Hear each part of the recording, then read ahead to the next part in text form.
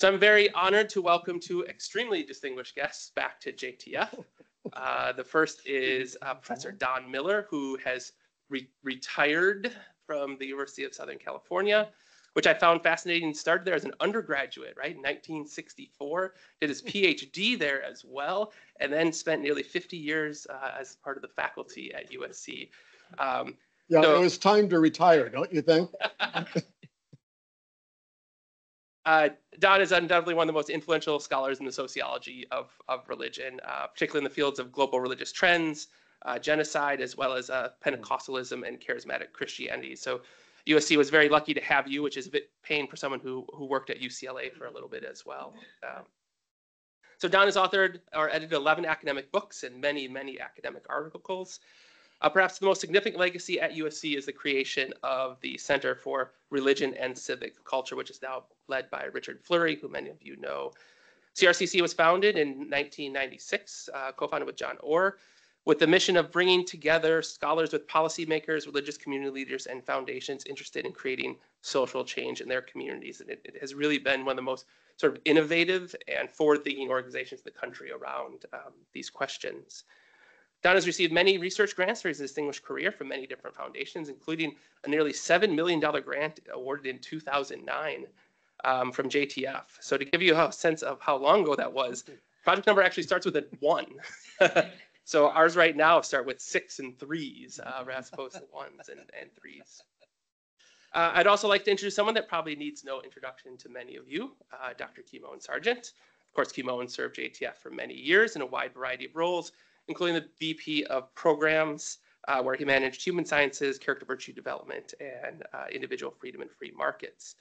Kimon is joining us today as a senior program director at TRT, leading work in the Methods of Inquiry Initiative. And while many of you first met Kimon while he was here at JTF, I'll tell you how when I first met Kimon. So okay. It was an initial phone interview that I had while interviewing for the program officer job. But it was actually a cold winter night in February of 2021. And I went to go play tennis down at the Bryn Mawr Tennis Club. So there were 4 of us on the court, all getting ready. We're warming up and we start playing. And I'm standing at the net ready to go. And a ball comes right at me. Okay, I don't know who this guy is. But so next time it comes around, he comes up the net. I think I'm going to put a little extra mustard on this one. Not that I'm trying to hit him, but... So I hit it pretty hard. You make a perfect volley right back to the other side of the court. I'm paying you right now. Yeah. I lose the point, and the coach goes, "Great shot, Kimon." And I say, "I'm sorry. Is your name Kimon?" and he looks at me. I said, "Did you used to work at the John Templeton Foundation?" And which is even more confused look. But yes, and eventually I think you won the match that night, if I'm not mistaken. So that's how I first met Kimon. But enough about tennis. Don and Kimon are here to chat today about what is really an amazing project known as the sort of Spiritual Exemplars project. They'll have a number of discussions here. They've had a number of publications. I have a few if you're interested. So this is one of the publications that came out. This is all 100 sort of spiritual exemplars called Engaged Spirituality, which is really a fascinating read if you want to look at it. So please, I'll have these around if you're interested. Otherwise, yes, I'll turn it over to them. Welcome, and thank you for joining us. Okay. I do remember that tennis match, or you know, the clinic, but I've forgotten that for the intro. It's lovely to be here. Love to see many familiar faces and some new ones. Just to step back for a second. So Don first started putting together, we're thinking about the presentation. I'm going to exaggerate slightly. He had like 70 slides. And then we started talking like, well, a lot of the material that's in the slides is at the CRC website. It's in some of the materials here that there's a beautiful video that the center's put together that we're going to make available. So there's a lot of, I mean, some of the stories of these exemplars are extraordinarily inspiring, and you should go check them out. You're going to hear about a few today. But we decided to do something a little different. Which is we're kind of talk like the inside game. Like, how do we get to spiritual exemplars? That's not a word in the charter, right? But it's just this is a conversation that Don and I have been having together now for over 25 years about understanding religion and religious change and vitality and decline and all that.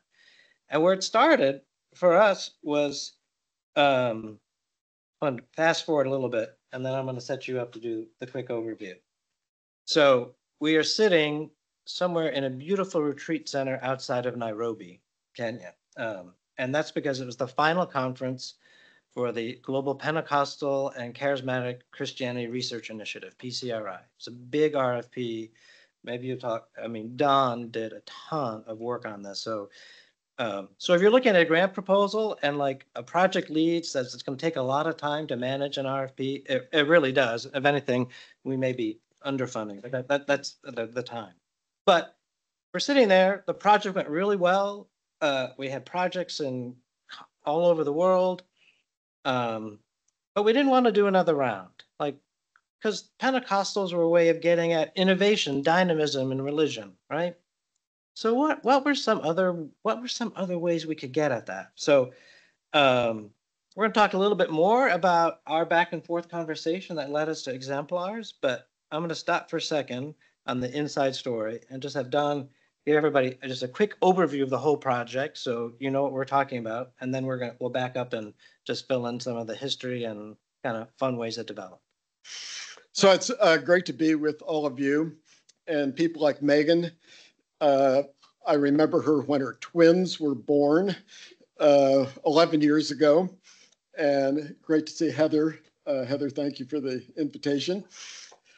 So the sort of 1-minute overview, which I should preface, either this project was wildly creative or it was irresponsible. The grant's closed now, right? Yeah. The grant is closed and I'm retired, so no harm can be done. But it had a lot of component parts. I mean, the big idea was to interview 100 people all over the world. And part of our criteria, because there had work done on exemplars and even spiritual exemplars, but these were almost all dead people. And so our focus was going to be on living exemplars who were well regarded within their particular organization and community or orbit. They were involved in some sort of flourishing activity, typically an organization that they led. And fourthly, they, in various ways, observed the UN Charter on Human Rights. So we excluded the nutcases. That's a technical term. Yes. Now, part of the issue was, well, how are we going to pull off this project? And in just a minute, we'll get into the details of how we use journalists. But part of the sort of creative side of this was we were very interested in print journalists, and we ended up, the print journalists published 115 articles during the period of the grant, in everything from Al Jazeera to the New York Times to the Christian Science Monitor, the Guardian, and various newspapers and outlets outside of the English language spectrum. We also, with Kimon's permission, we decided to add a whole component on podcast. Because my sense, now 78 years of age, is that the younger generation, they don't read newspapers, but they listen to an awful lot of podcasts. So we ended up funding an NPR radio station in the Bay Area. to sort of do the editing and oversight on what ended up being 18 podcasts. By the way, they won a whole series of prizes for these podcasts, but there were two components to every podcast. Typically, they were about 20 minutes long, but they were also, each one was reduced down to a 3 to 5 minute segment. And so the short versions ran on their regular NPR news cycle. The long versions could be downloaded. And I just looked up the statistics. On the high end, I think we had 84,000 downloads on one podcast. And on the low end, it was 1,200 or 1,400 or something of that sort. But it was clear they got a lot of activity and a lot of rebroadcast. We also added in a video component, and we'll come back to that if we have time. That was, in some ways, maybe the least successful of these three components, and I'll explain why that is true. But we also did a number of sort of homegrown videos, which got attached to articles. And I think actually those short videos went very well. And then we had more academic case studies. So that's the sort of big overview. And the other thing was, rather than having a boring academic conference at the end, which is what we put in the proposal. Don't be offended, Aaron. We instead did an exhibit in the center of campus in a really wonderful, very modern-esque building of the Annenberg School of Communications with multiple stories. And one of the things that we required of the journalist is that they would both supply us with some photographs. And by the way, we had several journalist teams where it was a photographer and a journalist. I can give a lot more details on that, but the exhibit actually went extremely well. We had a couple thousand people who went through it during the period it was up, and then did a final sort of closing event where we brought 3 of the local exemplars and did this kind of panel discussion. So let me just stop there. And you can ask me questions to fill in the details, or I may ask you, how did you allow this to get through the JTF superstructure?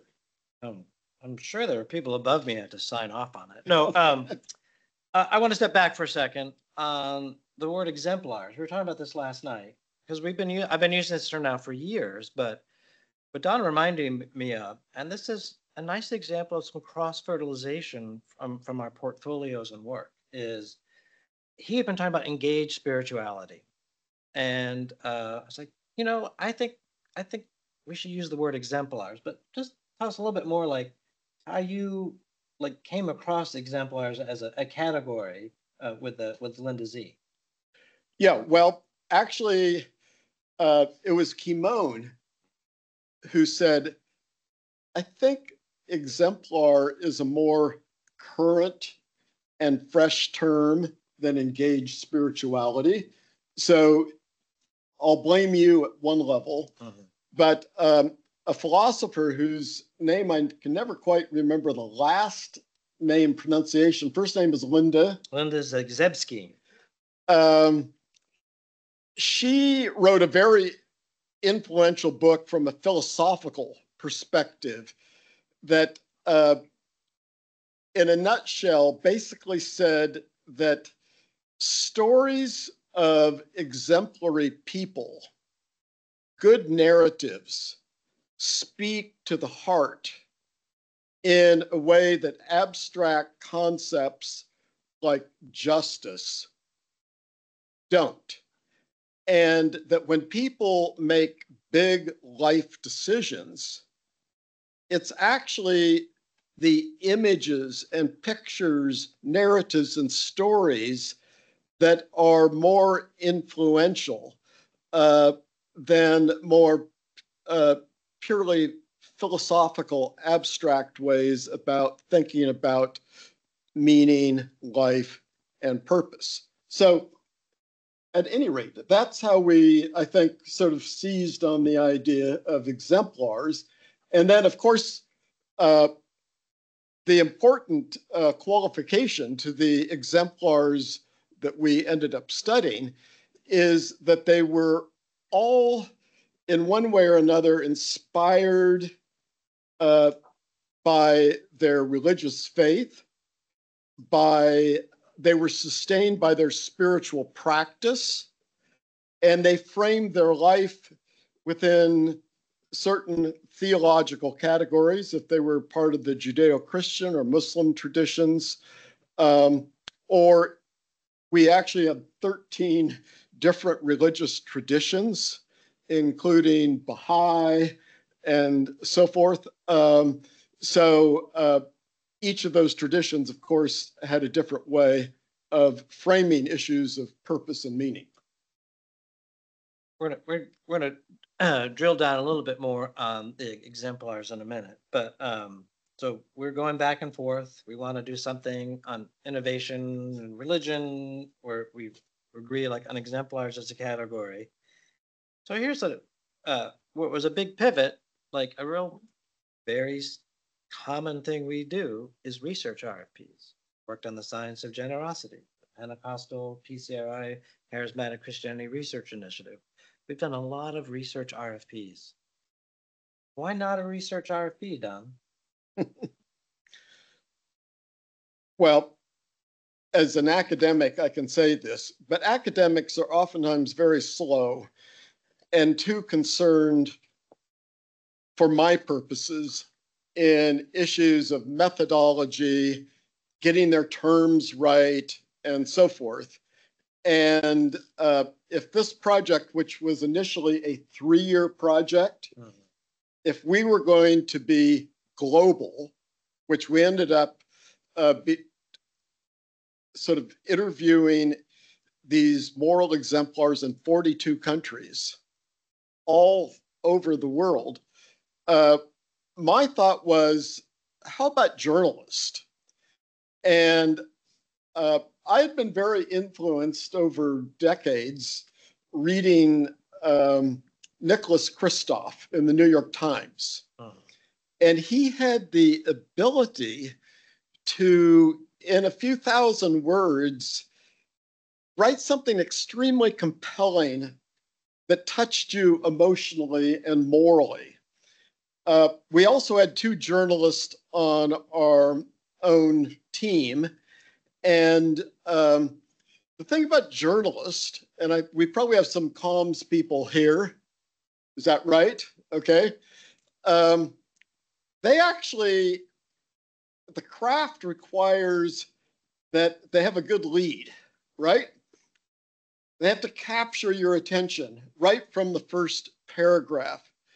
And there has to be a punchline. Academics are not nearly as good. They have a million qualifications to everything they say, and then they finally have some microscopic insight at the end of this $1 million grant. And so that's how the idea was, let's try journalist. Now, what I should say in that regard, so we put out an RFP for journalists. Not researchers, and we only wanted at most a dozen. We had 350 proposals that came in from all over the world. And did the proposal include who they wanted to study? Yes. They were doing the scouting as part of the RFP. So part of it was, their credentials as a journalist. But since we were building a database, we also wanted them to propose someone that in their careers they had encountered or heard of that they might want to focus on for an article or a podcast. And I should also say one reason I think we got 350 proposals is that part of our deal was that we would pay them $5,000. We would cover their travel. Yeah.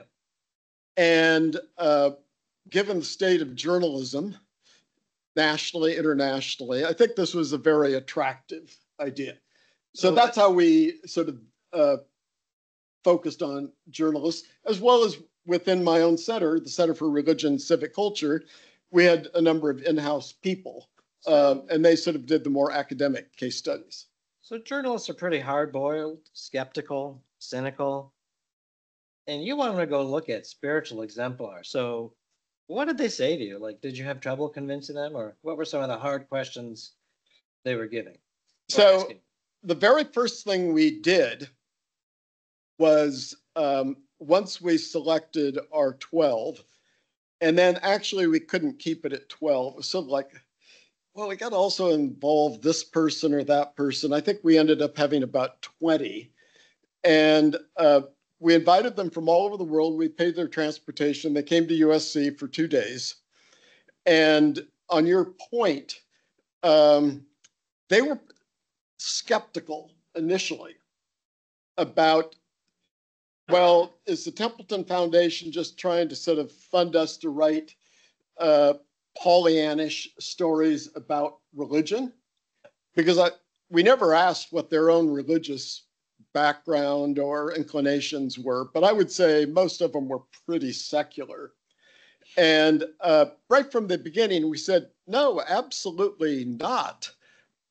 We want well-rounded portraits of these individuals. And we're interested in what we call the shadow side of these individuals. Not just sort of a Pollyannish, look how good religion is, because we knew, and of course they insisted, that the only way that these articles would be published was if, in fact, these were complex portraits of these individuals. Shall we turn to the exemplars for a little bit? Sure. So just tell us a little bit more about, you got 104. How did you pick 104? Where did you find them? And I think you have some nice summary in the materials about what you think are some of the key attributes of these exemplars. Okay. So let me just back up. This is part of the process, which you referred to earlier. So Kimon and I had a lot of back and forth for a couple of years, actually, after the Pentecostalism project ended. And I went back and found this big folder with various long memos I wrote you, and you actually were responsible enough to respond to these about spiritual progress and so forth and so on. And a key thing that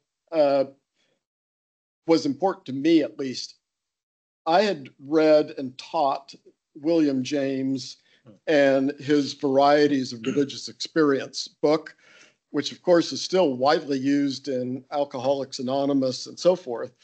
But one of the interesting things James says early on is you learn a lot more from what he called religious virtuosos. And, you know, a lot of that book focuses on mystical experience and what could be viewed extreme religious experiences. And that clicked in my mind in terms of Sir John and Sir John's focus on the category of genius. So this was a humility and theology grant, just clarifying. But yeah.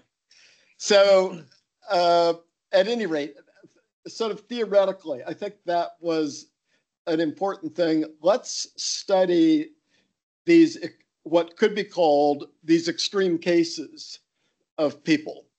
By the way, because we had to go through our institutional review board at USC, all of the journalists had to get signed consent from the exemplars. And so there was this long legalistic thing that they had to read and then sign.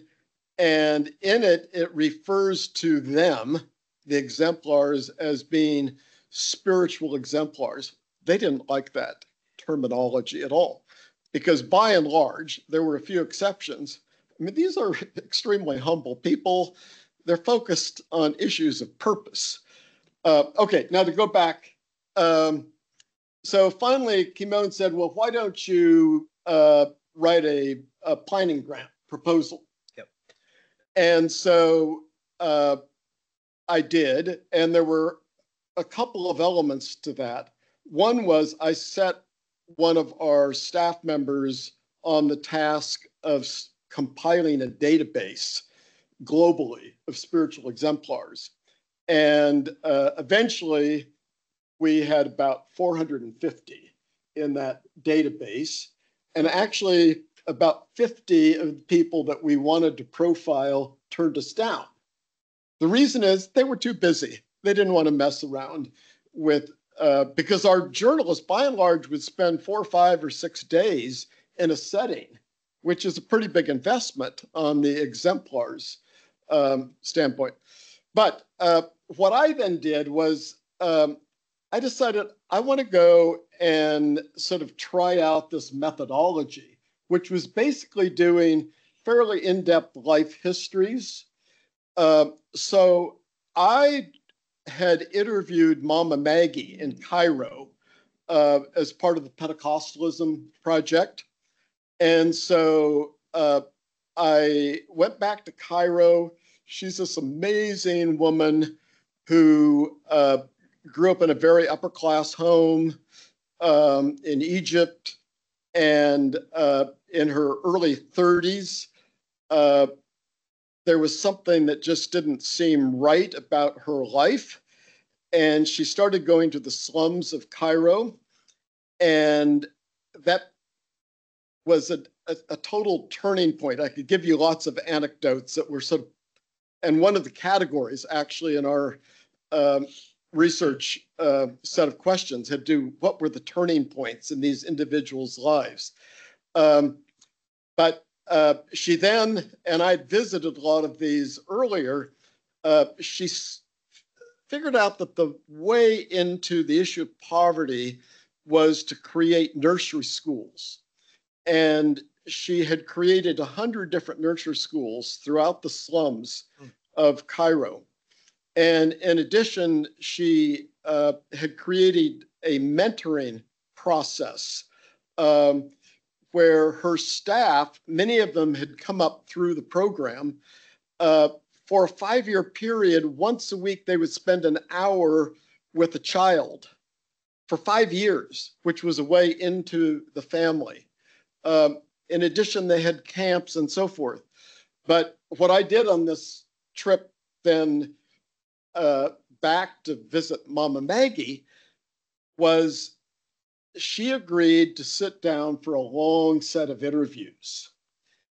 And that's when I discovered she spends, to this current day, up to 2 months a year in a local monastery with her cell phone by her side, because her prior career was actually working in the American University of Cairo Business School. Huh. So she understood management issues, but just a deep spirituality. I went to the monastery that she frequented and so forth. I also decided, because one way we identified the exemplars was to look at prize winners. And I knew that there was a prize in Armenia, which I'd been to a dozen times before for another book project, called the Aurora Prize. And I knew they had 3 finalists. One was a doctor in Sudan, Tom Katina. Another was someone who later won the Nobel Peace Prize, Dr. Dennis Mukwege from the Democratic Republic of the Congo. And another was a woman that I'd actually not heard of from Burundi. So at any rate, I went to that particular conference and had an opportunity, surprisingly, to spend a lot of time with both Tom Katina and also Dennis Mukwege. Now, do I have time to tell their stories a bit or not? Those are we're jumping to your two favorite exemplars? No. Oh. I'm just going to tell you very briefly. So you sort of have another image of these exemplars. So Tom Katina went to Brown University. He was a standout football player, a nose guard, and he was an engineering major and a member of a fraternity, and a very devout Catholic. And while he was at Brown, he had a real sort of spiritual awakening. And he decided actually he didn't want to be an engineer, and he didn't want to marry his girlfriend. He wanted to be a doctor, and he had a kind of calling to go to Africa. Well, there were roadblocks, and this is true for so many of these exemplars. I mean, in Tom's case, first of all, he had to get a medical degree. So he joined the Air Force for 4 years, which then agreed to pay his medical school training. When I'm shortcutting the story a lot, which I think was then republished in Newsweek, as I recall. But he arrived in Kenya as a good Catholic and part of the Catholic Missionary Medical Association. And the nun who met him said, "Oh, I'm so glad you came here for 2 years." Well, he only thought he was coming for 1 year. He said, "Okay, well, 2 years." He then did he learned a lot of surgery in Kenya at a major hospital. And then for the last, now I think it's 18 years, he's been in the Nuba Mountains. Just an unbelievable human being. And out of that first experience, when I interviewed him at the Aurora Prize, I got him to then come to USC and UCLA to speak to medical students. It was an amazing experience, actually, because as he told his story and what he does, these medical students, they basically, in their questions, said, well, that's what I wanted to do with my life. That's why I went into medicine. But instead, they have all these debts, and anyway. So Tom says the thing about, well, I can say a lot more about why he values his experience in the Nuba Mountains, where he basically runs a hospital that serves about 850,000 people. And he works 24/7, although finally, about 4 years ago, he married one of the local nurses. And he now has a son, Francis, that he named after St. Francis of Assisi. Anyway, whole story. Anyway, you're starting to get a little bit of a picture. I also interviewed Dennis Mukwege, later to be a Nobel Prize winner. I also went to Lebanon, interviewed a really interesting guy who had set up a huge program, basically focused, and a local Lebanese, set up a huge program to serve Syrian refugees who had come to Lebanon. Okay, I better stop. Yeah. Well, I mean, whatever your next query is here. Well, I'm going to let you pick. Okay. So there were two things we talked about. So one was just a little step back at the broader, I think, practices and attributes the exemplars have in common. Yeah. And then I know you have two favorites. I made you pick two. Okay. Well, let me talk a little bit about their attributes, because in spite of retirement and in spite of a lot of procrastination, when this project ended at the end of October, for about 6 months, I just enjoyed retirement. And then I got sort of bored. And I thought, well, I promised a book to Kimon. I better actually. It was a pinky swear, Don. I submitted a proposal to the University of California Press where I'd published other books. And anyway, they gave me a contract. So I'm now on a rough draft of chapter 6. Okay.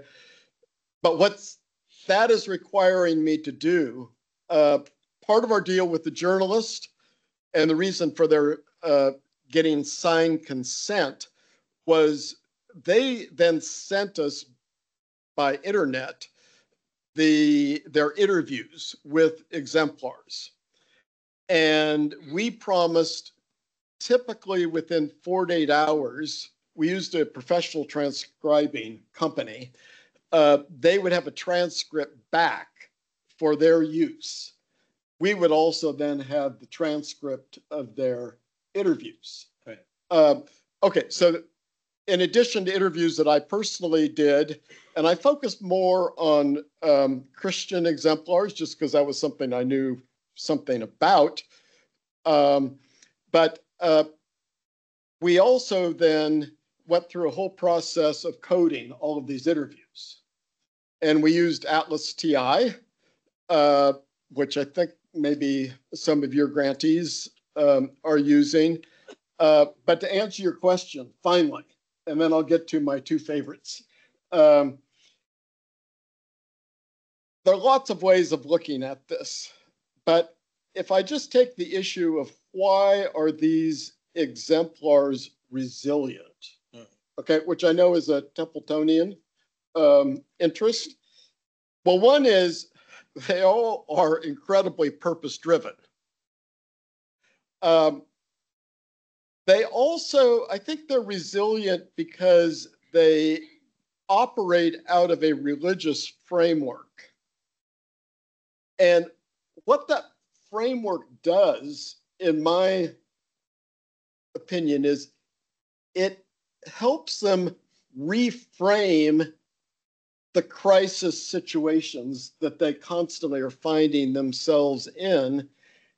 And depending on the tradition, but certainly within the Christian tradition, that issue of hope is very central. And part of their resilience is many of these exemplars see themselves, and I'll use more Christian language here, as a vessel of God. And it's not about them. Right. And I think this egolessness side of it, which also then goes into the Buddhist exemplars, which is very key to getting the self out of the way. If it's not about them, if things don't go well, they have a larger framework within which to place their work and what they are doing. Also, most of these exemplars, and it depends on the tradition, and I'll refer to Catholics here. Almost all of them, if they are a priest or a nun, there's a period every year, 2 weeks or something, when they retreat and they remove themselves. But also was very interesting to me, one of the imams that was interviewed, he takes a full month at the end of Ramadan to examine himself, to think about his priorities, and so forth. And in fact, I was just quoting him in one of these drafts, and he said, I leave all of my wives, in the plural. He's Nigerian. And I go away, and so forth. So I think retreats actually is another sort of theme. I could go on with that list. I could also give you I'm going to give you a quick list of characteristics. All of these exemplars are characterized by grit. They're visionary. I already mentioned purpose-driven. There's something in many instances rather countercultural about them. I don't mean that in a hippie sense. I mean that in the sense that they don't buy into the material world in the same way that most of us are part of that material world. And I could list other characteristics, but those are a few. Now, you want me to respond to my two favorites? Yeah, you're already started saying that stories are really the compelling way to make the case. So we already got Dr. Tom, but yeah. Okay, well, this is like choosing among your children. Which is your favorite? Right, Megan? Well, so this is tough, but I'm going to take two extremes. So one is an American, Father Greg Boyle. And in chatting with Eric, I think he's been involved in some recent program that you had. But I had read Greg Boyle's books. You know, they're bestsellers on the New York list and so forth and so on. So one is Tattoos on the Heart. And I had actually met him years ago. So I made an appointment to go down and interview him at Homeboy Industries. Where would that be located, Don? He's in Boyle Heights in Los Angeles. Okay. And Homeboy Industries is the largest program literally in the world for formerly incarcerated people, many with alcohol and drug issues. So I sort of waited my term to see Father Greg, and because all these homeboys were ahead of me, and so I sat down in front of his desk and started, explain the project and started asking a few questions. In the meantime, all these homies were waving to him through outside the door, and he was being interrupted to sign things and whatever. He said, "Don, this is not going to work." He said, "Let me come to your house." So I'll just give you a couple snippets about this guy. He gets up every morning at 2:45. This, by the way, is not uncommon among these exemplars. If it's not 3 a.m, it's 4 or 5 a.m. And that is his period of sanity before he starts his day. He's a deeply spiritual person, and it's his spiritual practice that enables him to do the work the rest of the time. Now, I should also say, and I think this was sort of characteristic methodologically of how our journalist also worked, it wasn't enough to just interview Greg or watch him in his work. I also interviewed a number of homies. And that was sort of the test of, is this guy for real or not? And I could tell you lots of stories. I mean, they were incredibly compelling because inevitably they're in jail, they come out, they have met Greg because he does mass a lot in the prisons and whatever. They're going to make a fresh start. They do for a little while, and then they're back in jail. But what they remember when they're in jail are those moments where they experience a degree of tenderness and love that they've never had in their life up to that point. and they come back. Okay, Greg is one of my favorites. Okay. On the other extreme, I have a good friend who's a doctor who had gone to Malawi many times. And he said, you got to meet Ida Puliwa. So I happened to be in a neighboring country to Malawi as part of another, actually Hilton-funded project on Catholic sisters. And okay, this is my chance. I'm going to go meet Ida Puliwa. Well, when I first met her, she had just had her second child, who was either 2 or 3 days old. And so the whole interview, she was cradling this baby. I had out my video camera, was doing these long interviews with her. She was nursing in between and so forth. But just a little bit about Ida. Now, Ida is one of our Pentecostals. And in brief, it's hard to tell these stories in brief, because actually it's the texture of their lives that are so important. She grew up in a very rural village in Malawi. She was the first girl to go to college in all of the villages around her. And someone agreed, who saw how bright she was, to pay her college tuition. And when Ida finished college, she came to this person and said, I want to, over time, pay back the money that you paid for my college. And this individual said to her, no, I want you to pay that back by assisting other people. Well, that sent her on what now I guess the program must be 8 years old or so, working with people that she initially challenged to be volunteers in different villages.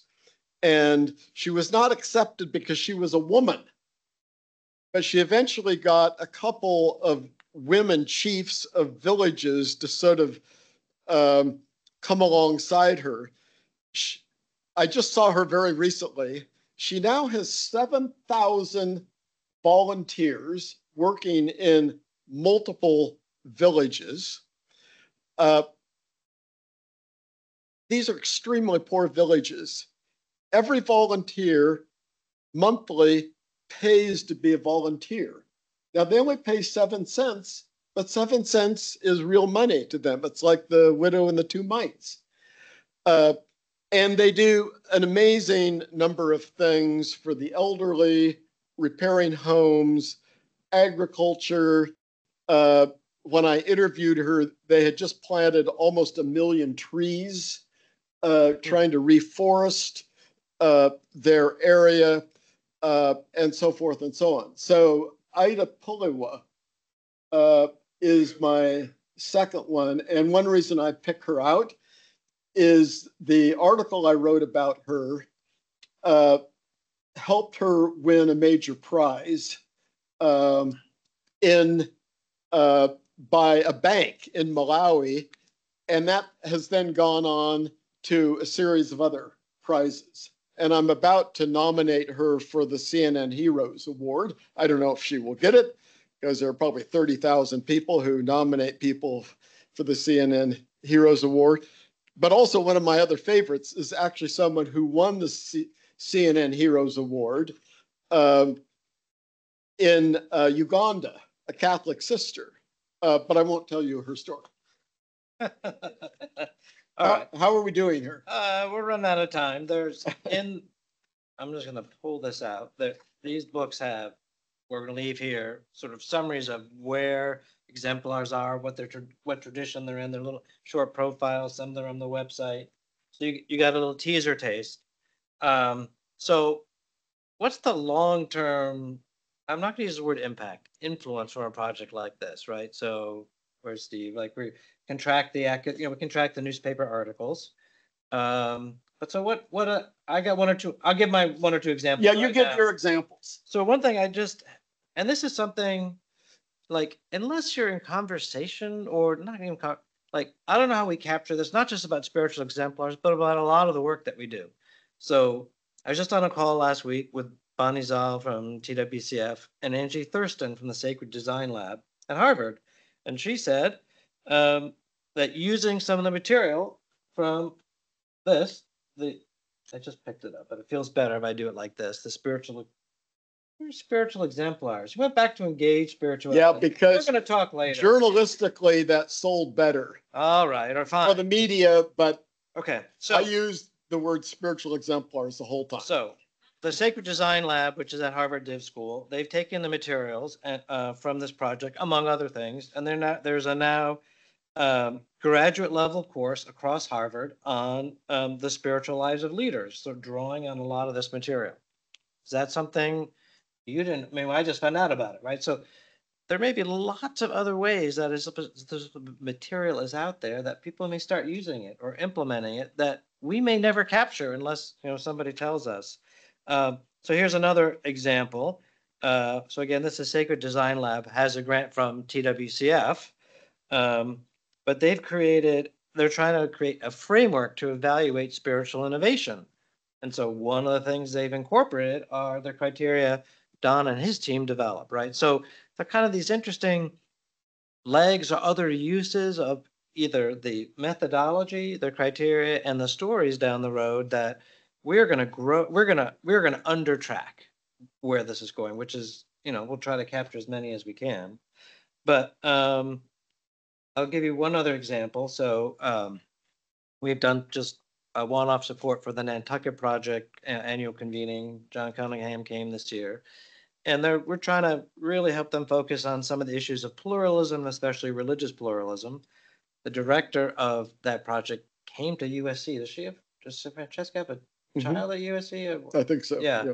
And she saw the exhibit on spiritual exemplars on campus. She's like, oh, this is great. Like, we want to bring this to Nantucket Project and maybe think about a campaign at college campuses around the country, which is, of course, means are we going to fund it? But I like the idea, right? So there's so I think one of the things I've learned over the years is there may be more follow-up, longer tails to some of our projects, especially on the engagement side, that we don't always capture, right? So I think with spiritual exemplars, we have it has an evergreen quality. Maybe we want to discover other exemplars, right? So the list is growing. But I think that's kind of reflection on the projects I've had and the work that we've done. Like that's a missing piece. Sometimes, the grant ends, we stop, pressure's on to get the next project going. But there could be other things. So any other things that are in the pipeline, Don, and then we're going to stop. Okay. Well, I would say one of the most irritating things about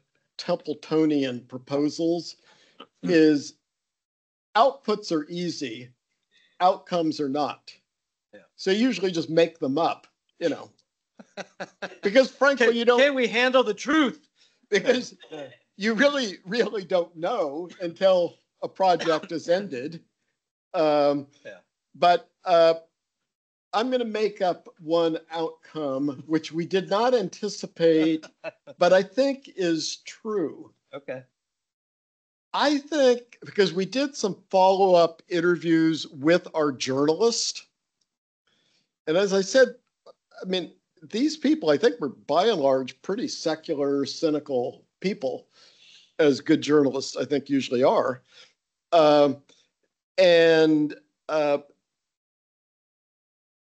In a number of instances, they learned something about religion that they would have never learned except they were spending time following around these incredible human beings. And some of the journalists got personally very attached, actually, to the program. So I don't know how you measure that, but I think it changed the perception of religion for a number of these journalists, and I suspect they will have, they will think about including religion in some of their reporting as they have those opportunities. Okay. The other outcome, I'm going to make a pitch, and I can only make this because I'm retired and I'm not seeking a grant. Okay. One thing that struck me now that I'm sort of writing this book is that a lot of the Templetonian grants are focused on singular virtues. And you know the whole list, right? You know, from forgiveness to purpose to whatever. What you see in these exemplars as you spend time with them and see the complexity of who they are. And by the way, an interesting element in this book is literally the last couple pages. For the journalist, we put together the Spiritual Exemplar Life Story Interview Guide. And we just followed some good methodology in how you do life history interviews. But to make my point, I think further research on exemplary human beings, where you see how the various virtues that Sir John singled out in various lists, as you see how they interact with each other, I think that's absolutely fascinating, and how they evolve over time. And one thing that I'm going to try to write a chapter on is what in our team we were calling reciprocal effect. There's a sense in which doing this kind of work that the exemplars do, however draining it is, and how much of a shadow side there may be to doing this kind of work, there's also something enormously transformative for them personally. And I'll just give one example. One of my favorite exemplars is someone I didn't interview in Togo, in Western Africa. And to our journalist team, which was interestingly a photographer and a journalist, both French, both interestingly live in the country of Georgia. Both are gay, interestingly also. She told this example of how exhausted she was. And she runs a whole health network, particularly focused on people with AIDS, because her own brother, she's a Catholic sister, died of AIDS. And she said she was absolutely exhausted one day. And then this young boy that they had been helping in their medical clinic came in and said, "Can I sleep in bed with you?" And this kid was an orphan. And she said, you know, that was such a nourishing experience of this child coming and wanting a mother figure. So she said, you know, it's actually, and I'm paraphrasing here, she said, where I see God is in those individuals who are the poorest, who are disregarded by society. That's where I experience the divine. And anyway, I better stop with that story because it even touches me telling it. I don't think we can top that. So I think we'll wrap up and just see if any of this prompts some questions. Yeah. So anyway, thanks very much.